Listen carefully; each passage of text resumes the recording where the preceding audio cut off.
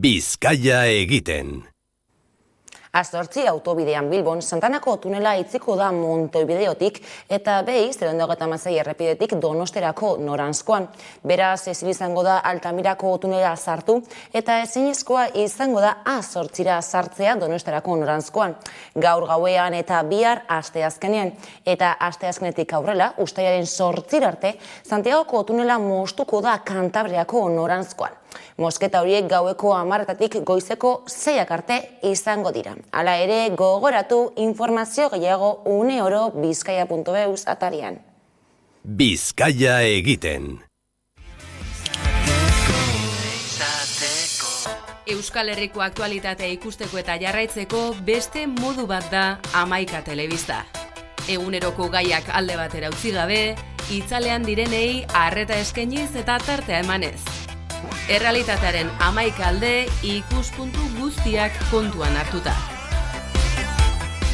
Gertatutakoa, zuzenean eta eskura. Noiz nahi, edonon eta euskarri guztietan gainera. Telebista egiteko beste modu bat posible delako. Euskaraz, gertutik eta konfiantzaz. Egin dezagun. Bat izan, 11 egin.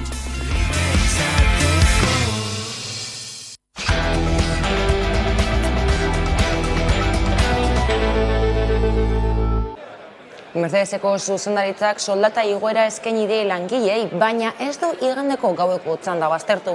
Gasteizko Mercedesen lantegiko zuzendaritzak eta langileek jarrerak hurbildu dituzte gaur egindako bileran, bi aldeekan onartu dutenez, baina sindikatuen arabera aurrerapauso gitxi izan dira.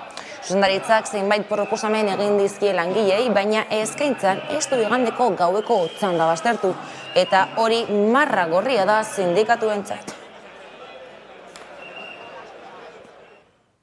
Gabon guztioi, UGTek, Komisiones Obreras, Ekintzak eta Pimek ez dute parte hartuko biharko protestan eta ELAK, LABek eta EZKak berriz 3 protesta egunei eustea erabaki dute. Zuzendaritzak proposatu die soldata 5% igotzea eta malgutasuna arautzea. Egoera horrela Mikel Díaz de Alda Mercedes lanketegiko batzordearekin, LABeko ordezkariarekin, hitz egin du Hamaika Telebistak. Berez, LABek elakatasakak asteazken ostuguna eta ostirala 3 egunetan ditu greba egunaia, aurrekoan asambladan hori onartu zalako eta horrela eskatu zalako plantillak, orduan 3 egun horiek deituta daude, ostegunean bileran aurrerapasu handia edo behintzate bide honean emango bazen aurrerapasu hori, ostiraleko greba kendu halko zen, baina momentuz dagoen egoeran egonda, 3 egun greba horiek egin ditugu. 3 egun horiek deituta daude, ostegunean bileran aurrerapasu handia edo behintzate bide honean emango bazen aurrerapasu hori, ostiraleko greba kendu halko zen, baina momentuz dagoen egoeran egonda, 3 egun greba horiek egin ditugu. Bestelakoan, Euskal Herriko Eskubide Sozialen Kartak protesta egin du Bilboko Jaurlaritzako egoitzaren aurrean. Diru-sarrerak bermatzen dituen errentaren proiektua inguruko salatzeko. Hainbat sindikatuk eta askotariko eragile sozialek elkarretaratzea egin dute lege proiektua bertan bera ustea eskatzeko eta 2008ko legea errespetatzea galde egiteko. Gasteizko gobernua egiten ari den propaganda zarantu du gainera Euskal Kartak eta euren kesei zenbakiak jarri dizkiete halaber. Zehaztu dutenez, pentsioduna ez den pertsona batek 2022an 727,41 euro kobratzen ditu. Aldiz, 2008ko legearekin 1.026 euro kobratuko lituzke. Ordea, Nazio Batuen erakundeak azalpenak eskatu dizkio Frantziako gobernuari hizkuntza gutxituei buruz duen jarreraren inguruan. Maiatzaren 31an bidalitako gutun batean kezka agertu zion Parisi nazioarteko erakunde horrek. Frantziako Konstituzio Kontseiluak molak legearen kontra hartu zuen erabakiak kalte garrantzitsuak eragin die zaizkiolakoan Frantziako gutxiengo linguistikoen giza eskubidei.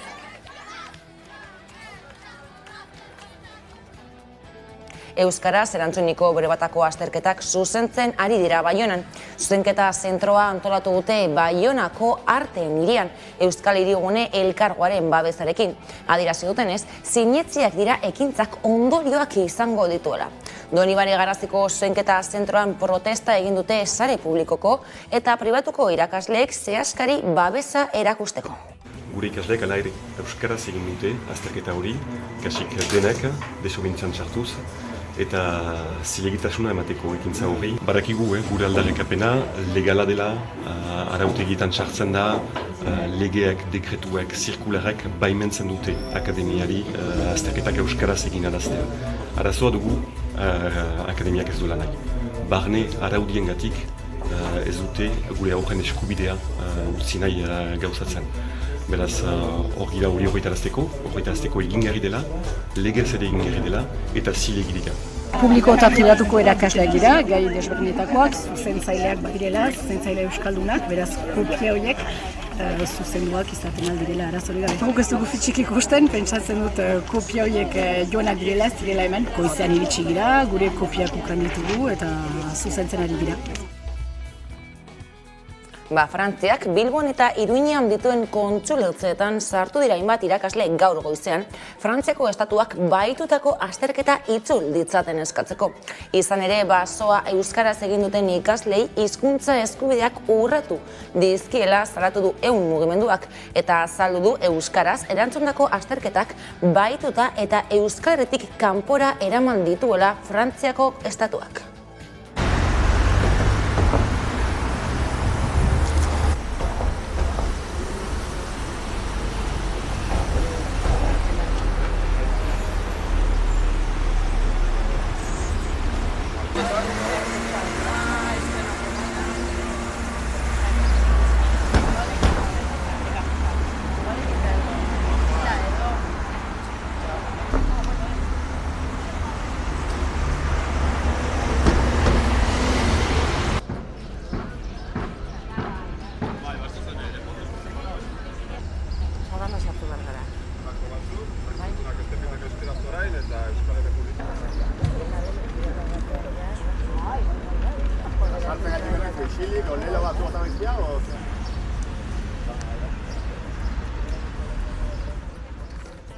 Bestaletik, diputatuen Kongresuko Konstituzio Batzordeak memoria demokratikoaren legearen proiektua onartu du bart, PSOE, Unidas Podemos, EAJ eta EH Bilduren aldeko 19 botoekin, eta PP, Vox eta Ciudadanosen ezezkoarekin.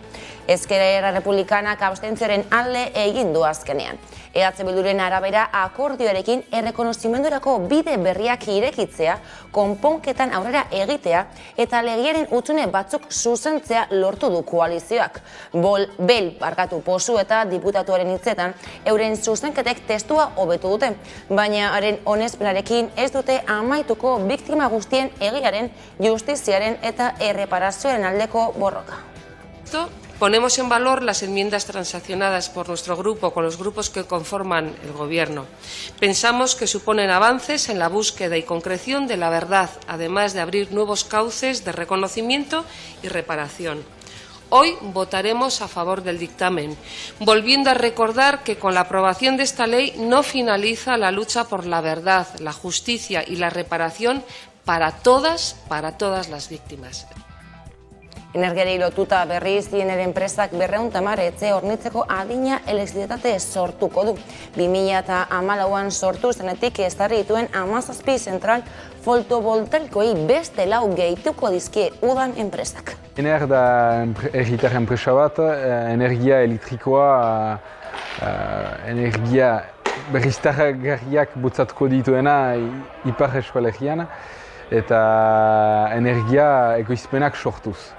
Herritarrak batzen ditu energia proiektuak sortzeko eta energia berriztagarriak bultzatzeko. Agiri bat ondu du Eusko Jaurlaritzak Galiziako Juntarekin batera eta horrekin Espainiako gobernuari eskatuko diote neurriak hartzeko familia medikuak ugaritzeko. Nabarmendu dute osasun sistemek egun duten arazorik larriena arlo horretako profesionalen gabezia dela eta bererako neurriak behar direla horregatik.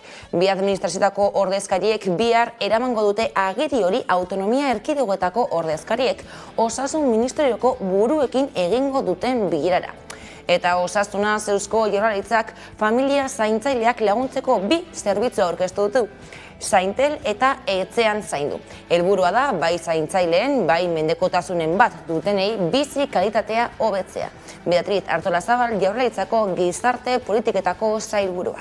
Etxean zaindu programak gainkarga, sentsazioa eta familia zaintzailek bizi duten estres egoera murriztu nahi ditu. Laburbilduz, etxean zaindu programak mendekotasuna duten pertsonen eta familia zaintzaileen bizi kalitatea hobetu nahi du. Zaintelek eta haren 900100356 besteak beste zaintzaile ezagutzak, trebetasunak eta arreta eskaintzeko helburua dute. Iruñeko Sanferminak astear direla kalegira ikusgarria osatu du mugimendu feministak kale zarrean astelehen gauean 11:00 aurrera. Mezu ozen bat entzunarazi eta argi ikusarazteko. Adi-adi egongo da eta ez du inorako sexu erasorik onartuko. Uholde beltza gara, amorruz eta irmotasunez mintzo dena. Isilik menpeko eta hotzan nahi gaituzten horien tinpanoak zartatu ditzakeen amorruk arrankariz. Guk dantzan eta ospatzen jarraituko dugu, eta aldi berean borrokan. Borrokan mugimendu feministaren iraultzarako indar leherkaria inoiz baino biziago dagoelako. Horreak geureak eginez, indarrez aurre eginez, elkartasun eta saretze feminista ereiten, etsaiari hortzak eta ukabilak erakusten, sistema zapaltzailea deserrituratzen, gure aspaldi aukeratu dugu. Autodefentsa transfeminista. Gora, borroka feminista! Gora, borroka feminista! Bestalde, hamarkada bat bete du naiz komunikabideak eta ospakizunetan dabiltz bertako lagunak. Arin esan bai, baina 10 urte ez dira gitzi eta hasierako balantzea egin du gurean gaur Iñaki Altuna naizeko zuzendariak. Gu bagen dituen erronka batzuk, eremu ezberdinetan.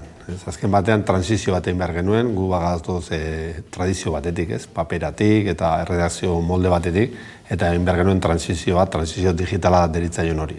Eta hori bat zaukan hainbat erronka, bai erredakzioaren funtzionamentuan, bai produktuak egiterako eran, kazetaritza egiterako moduan, bai negozio eredua deitzen zaion horri, kioskotik ez dakit arpidetza eta beste hori.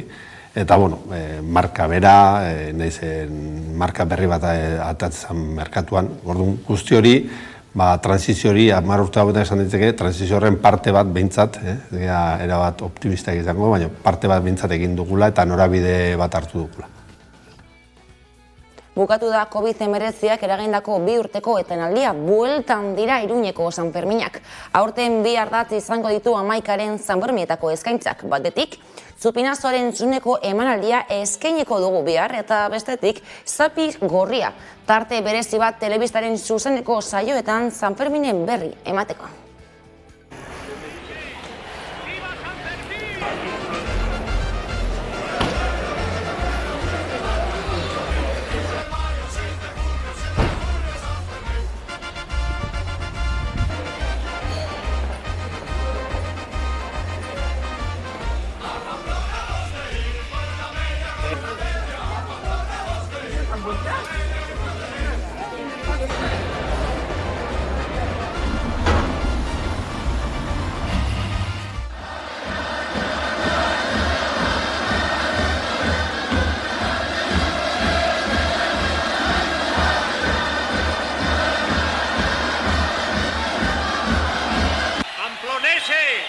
¡Viva San Fermín! ¡1 de enero, 2 de febrero, 3 de marzo, 4 de abril, 5 de mayo, 6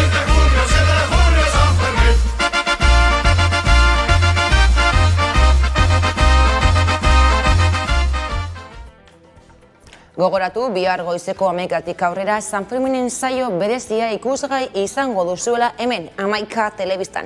Elkarrizketak, eguneko kronikak, kale galdeketak, irudi ikusgarrienak eta askoz gehiago. Beraz, ezin duzu galdu. Eta besterik ez gure aldetik, gorputzak berotzeko eskabidean musika taldeak eta herri Sanferminak plataformak sorturiko kantarekin agurtuko zaituztegu. Gogoratu, une oro aurkituko gaituzuela zuzenean ala nahieran, hamaika.eus atarian. Ondo izan eta bihar arte. Uztaren ia iritsita, hasiak garabiltzen, harri guztien artetik, ari gara loratzen.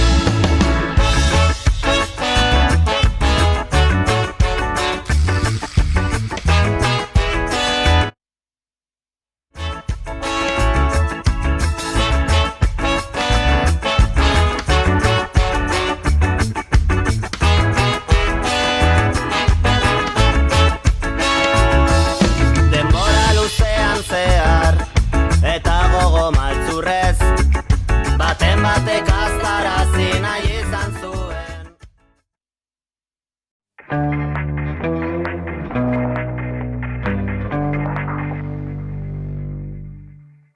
Pamploneses, ¡viva San Fermín!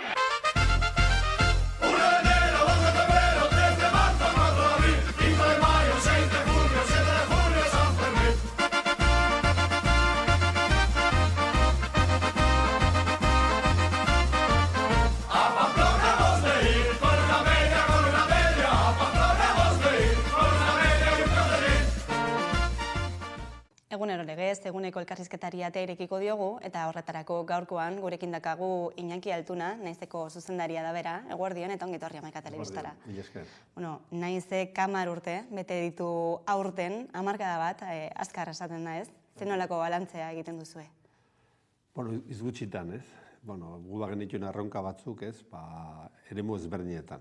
Azken batean, transizio bat egin behar genuen, gu bagatoz tradizio batetik, ez? Paperatik eta erredakzio molde batetik, eta egin behar genuen transizio bat, transizio digitala deritzaion hori, ez?